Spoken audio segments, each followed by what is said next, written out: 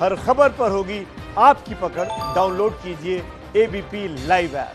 तो कुल मिलाकर कहा जा सकता है कि दिल्ली और बिहार चुनाव के बाद बंगाल का चुनाव जेपी नड्डा के लिए तीसरी बड़ी परीक्षा है। अगर यहां नड्डा बीजेपी का परचम लहराने में कामयाब हो जाते हैं तो 2024 के लोकसभा चुनाव में बीजेपी को बड़ी बढ़त मिल जाएगी। हम सब लोग मिलकर इस चुनाव को पूरी ताकत से लड़ेंगे, पूरी शिद्दत के साथ लड़ेंगे।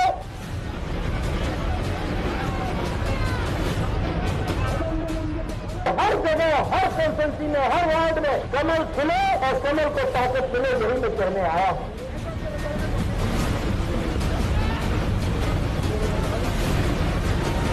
पार्टी को और भ्रष्टाचार को समाप्त करने के लिए, पार्टी के विकासवाद के नारे के लिए कहीं भी जाना पड़ेगा, हम जाने के लिए तैयार हैं और विकास को ले जाने के लिए तैयार हैं।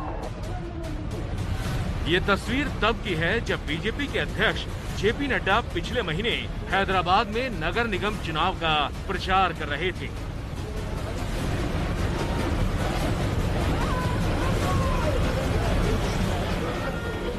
नड्डा की ही कुशल रणनीति का कमाल रहा। बीजेपी ने चार मीनार के शहर पर भगवा लहरा दिया।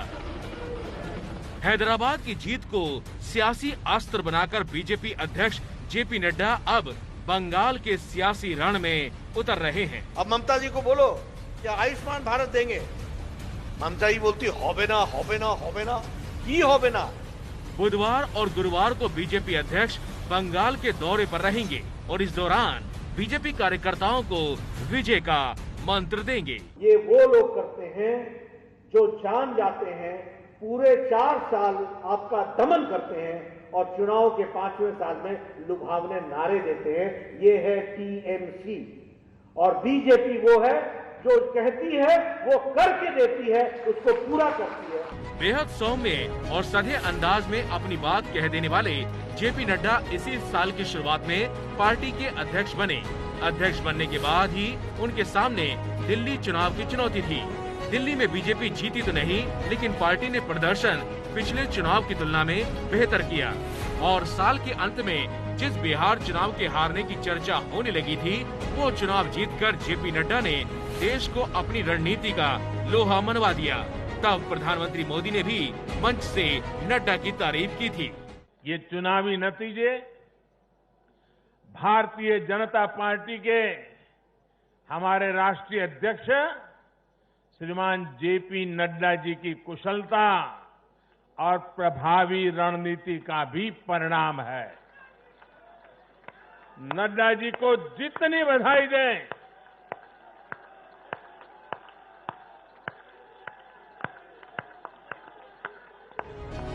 और अभी पिछले दिनों ही हैदराबाद नगर निगम के चुनाव में बीजेपी ने विजय का झंडा लहराया है। हैदराबाद में बीजेपी पिछली बार जहां 4 सीटों पर जीती थी, उस हैदराबाद नगर निगम में बीजेपी अब 48 सीटों के साथ दूसरे नंबर की पार्टी बन गई।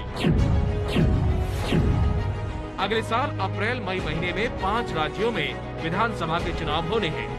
पश्चिम बंगाल, असम, तमिलनाडु, केरल और पुदुचेरी में ये चुनाव हैं।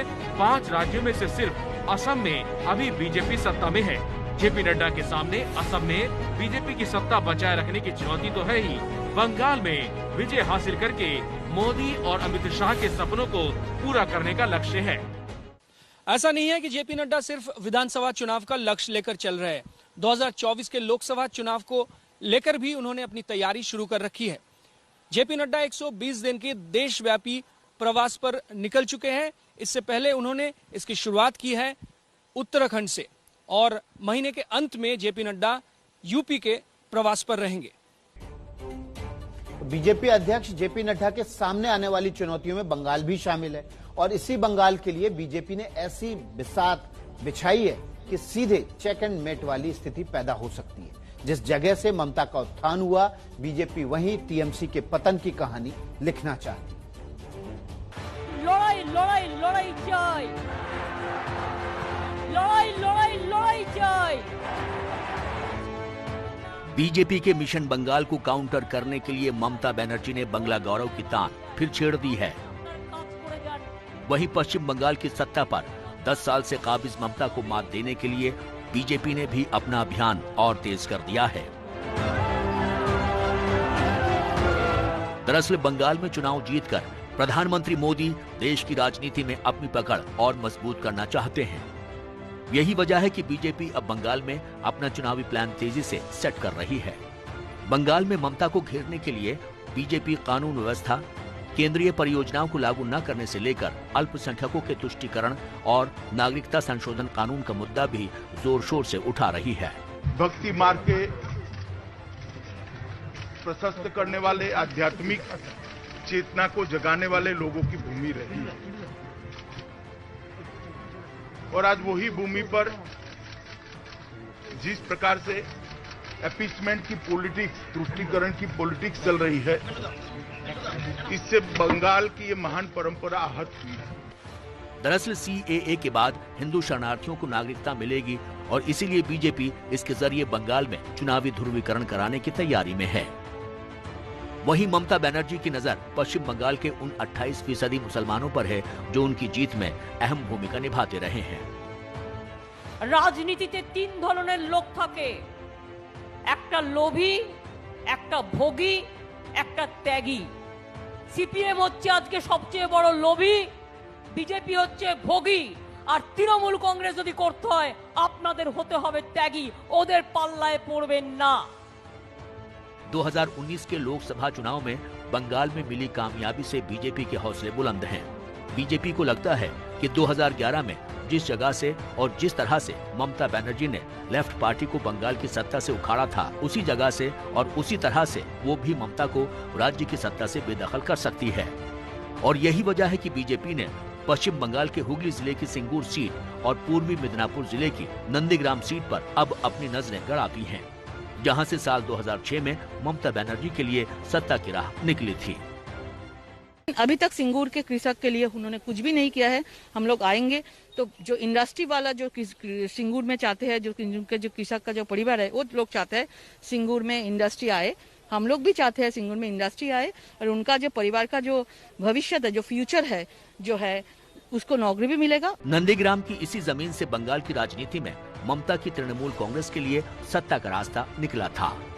दरअसल यहाँ इंडोनेशिया के सलीम ग्रुप की एक केमिकल हब के लिए किसानों की जमीन का लेफ्ट पार्टी की सरकार ने अधिग्रहण किया था, जिसके खिलाफ टीएमसी ने आंदोलन किया और यहाँ साल 2007 में जमकर हिंसा हुई थी। 14 मार्च 2007 को नंदीग्राम में पुलिस की फायरिंग में 14 ग्रामीण मारे गए थे और इसके बाद भी यहाँ 2 साल तक हिंसा का दौर चलता रहा था।